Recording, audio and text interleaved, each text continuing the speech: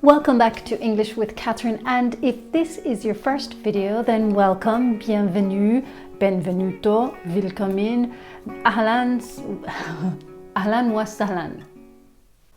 Today is a little homage to the French language and its huge influence on the English language. And well, while the cafes are closed and I have to drink my own coffee, but as well as that, I have to cook all my own meals because the restaurants are also closed. No hors d'oeuvre or entrees for me. The only thing I can cook are omelets. And now that we're in lockdown again, I'm watching a lot more movies. Now, I'm no connoisseur of the French language, but I do love a good film noir, full of intrigue and suspense. But they can get a bit risque with beautiful French women in French lingerie. Okay, did you get my drift? Did you see how many words of French origin are in the English language that we use all the time? In fact, there are 25,000 French words, well, at least, in the English language. So you're going to see them all the time. Now today I'm only going to focus on some French words and expressions that have become a huge part of the English pop culture. And I'll get some of my Hollywood friends to help me. You may commence. Thanks, Matthew. As you notice, Matthew in the great film Glory uses the word commence. Now, commence is the English word of the French word commencer, which means to start.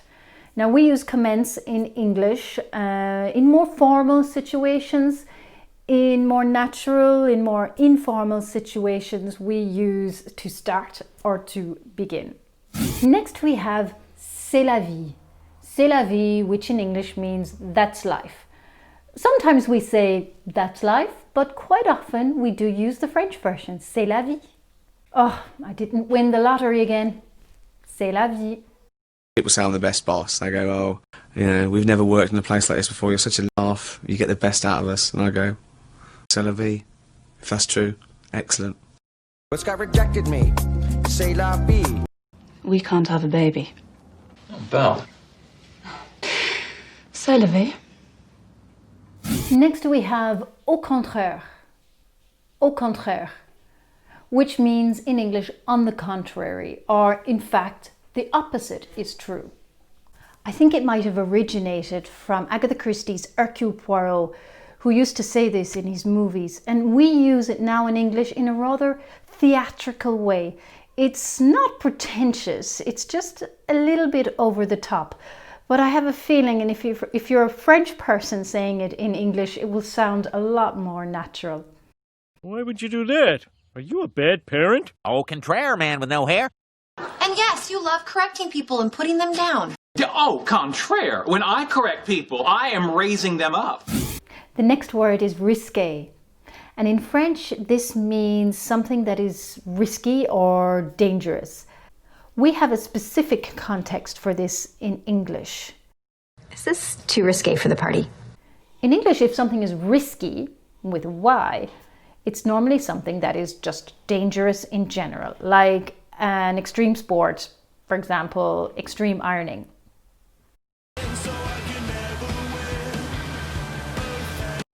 We would normally say it's a risky sport. However, risqué has a sexual connotation. It means if someone is indecently dressed or acting sexually suggestive. Now, kids, this book is very controversial and has just been taken off the banned books list. Oh, really? Sweet. It's called Catcher in the Rye, and it has some very risque parts. All right. This here is your more exotic, risque magazine. And while we're on the topic of risque, let's talk about lingerie, that beautiful, dainty, lacy underwear that women wear, or sometimes men.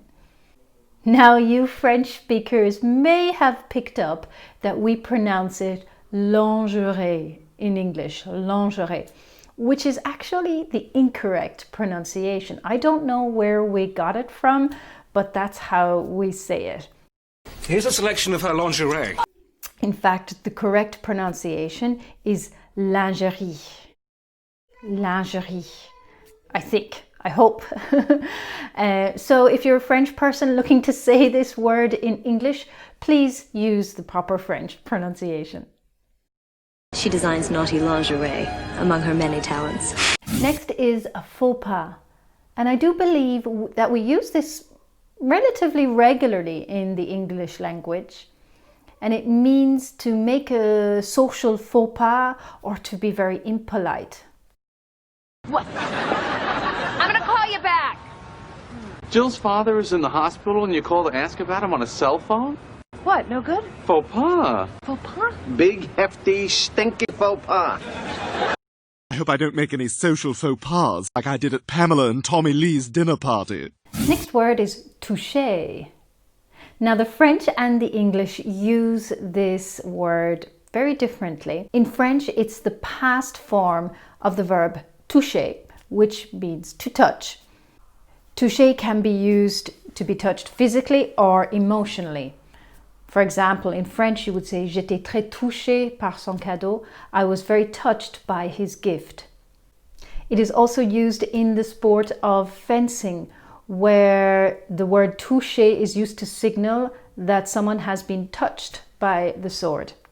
However, in English, when we use the word touché, it's to signal that someone has made a good point against you in an argument or discussion. You're not wearing a mask. Well, you didn't put on hand sanitizer. Touché. Don't you have school? Do you have work? Ah, touche. No drink. What's that? No drink. No socks.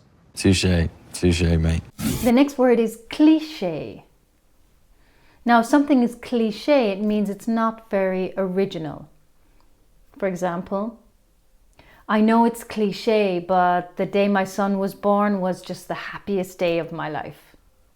I can't believe I have a crush on a girl with such cliche wishes. Now, this is a French word that we use a lot in English with the same pronunciation and the same meaning as in French.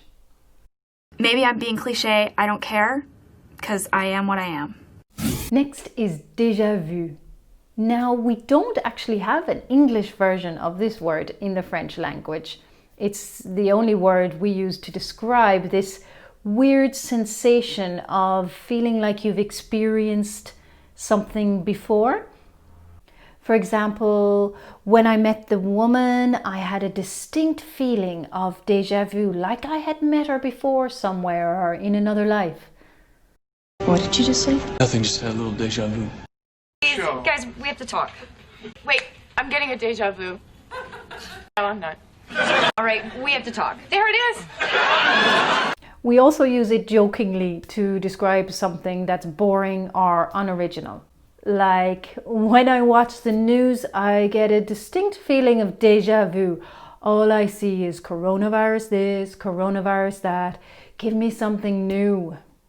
Voila.